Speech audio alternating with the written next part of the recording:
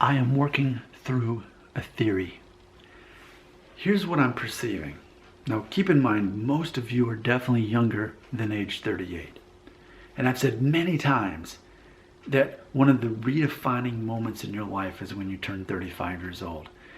Because typically, by default, that's the age where you finally realize you do not have to be emotionally controlled by other people. You always get to decide if you're offended, your feelings are hurt, you're insulted.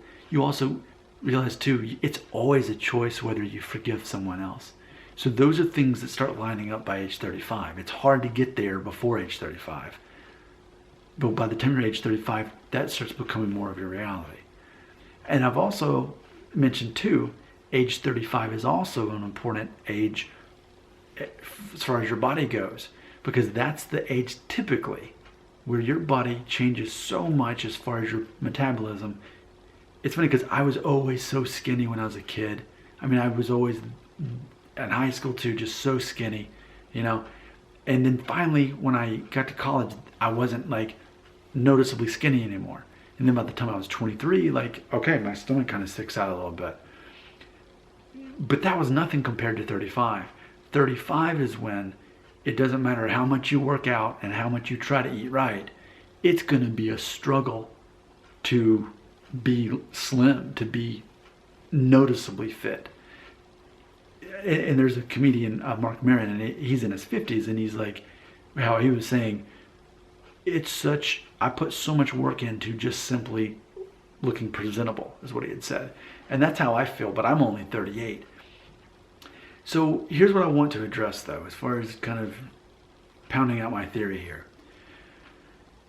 And I want you to notice this. Think about guys that are my age, 38, later 30s, or 40 or beyond. Think about those guys who are my age or older, but who have perfect bodies. I mean, these guys, they have no noticeable fat on their body. They're toned, they're in perfect shape, but they're in their later 30s or beyond. Now, you're not going to find a whole lot of men that fall into that category. They're the minority.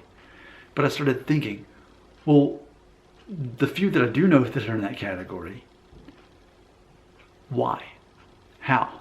Well, I mean, there are people who have got it completely figured out to a science what exactly they've got to eat to maintain that look. And let's be honest, I mean, a lot of the Avengers, a lot of people in the Marvel movies are my age, actually, are right around my age, or even a little bit older. But they all have these perfect bodies. Now, granted, I'm very aware they have a very strict diet. They have professional trainers helping them work out. So that's why they can be my age and look the way they do. I mean, even Paul Rudd, who's in his 50s. Again, that's an example of definitely an exception to the rule. But when you look at the guy who played Thor, Chris Hemsworth, and you look at Chris Evans, the guy who played Captain America, they're around my age, but look at their bodies.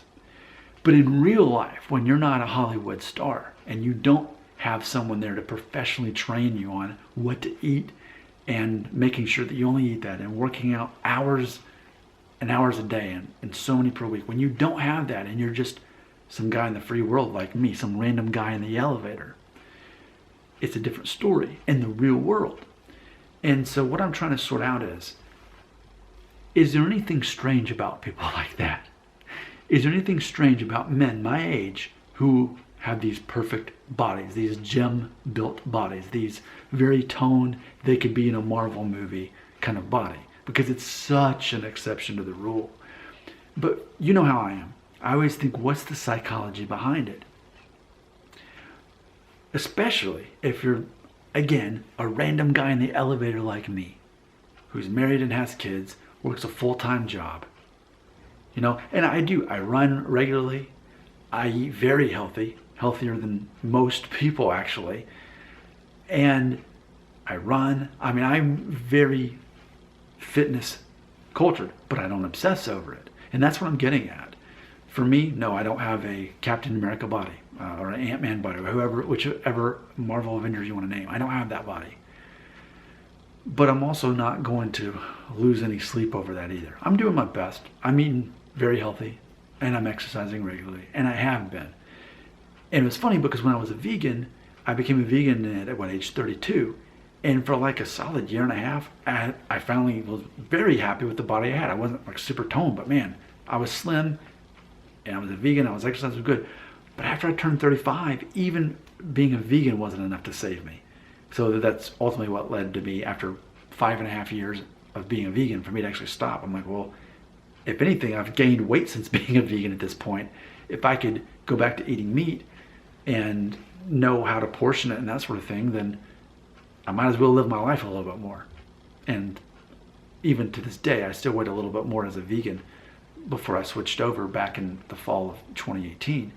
So I feel that so much of why I started gaining weight, even though I was a vegan, was because it happened after 35. I mean, what men can say that? Hey, I was a vegan before age 35, like 2.5 years before, and I went to about 2.5 years after, and I can tell you, I stayed very slim before 35, and then after 35, it all changed. Again, back to the psychology though.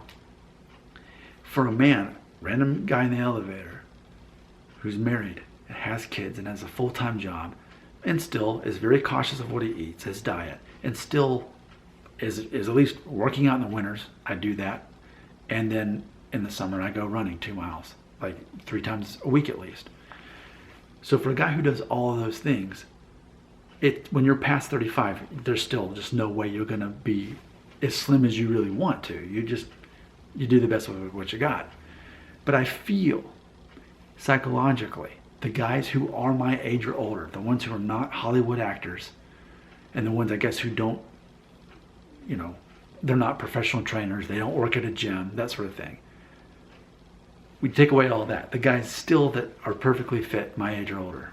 I wonder, would we see a pattern, a theme, in which they are ultimately compensating for something? And do not hear me wrong. I don't mean like that. I'm not saying that at all. If that's where the conversation goes, then you've wasted already 7 minutes, because that's not what I'm here to say. What I'm here to say is, I wonder if those men slave away to the gym and starve themselves of all these certain things that they wish they could eat, that the rest of us can, that they can, and all these things, to have a sense of control over their lives that they wouldn't have otherwise. That they have to compensate this sense of control over something. And they are successful because they're so disciplined. But ultimately, it's because they're trying to make up for something else that they don't have. And that's one part of the life where they do feel that they have control. I guess what I'm getting at is, I'm trying to think of men my age or older that are perfectly fit, have perfect diets, perfect body, perfect exercise routine, perfect knowledge of it all, and they seem like they're enjoying life.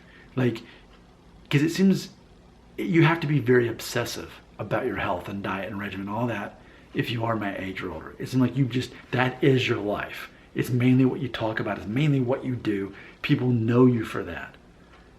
That becomes your identity. What I'm saying is, when you're my age or older, you can't just casually be that slim and be that cut without it just becoming who you are. And that's not the life that I want to live. I want to be healthy. I want to eat right. I want to exercise. Those are things I enjoy doing.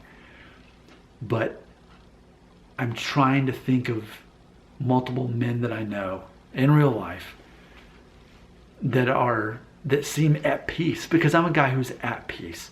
I'm not searching for something. I'm not trying to fill in for some kind of psychological need I'm not getting. And I wonder if men my age who have those perfect bodies, ultimately, subconsciously, they're playing a game in their mind. As long as I can control looking good, despite being in my later 30s or 40s or beyond, then I've got control over my life that I wouldn't normally have. And at what sacrifice? I mean, what is it like for their families? Something I wonder. How's their marriage? How does the concept of getting fit, staying fit and working out in the gym and eating right, and maintaining that, does that get in the way of their communication with their wife, their family, their quality time? Ultimately, I guess what I'm saying too is, do you have to be obsessive about looking good to look that good when you're my age or older? does it become a distraction for life where you can't really enjoy life because that is your life? I'm sorting that out right now. Your comments belong right here.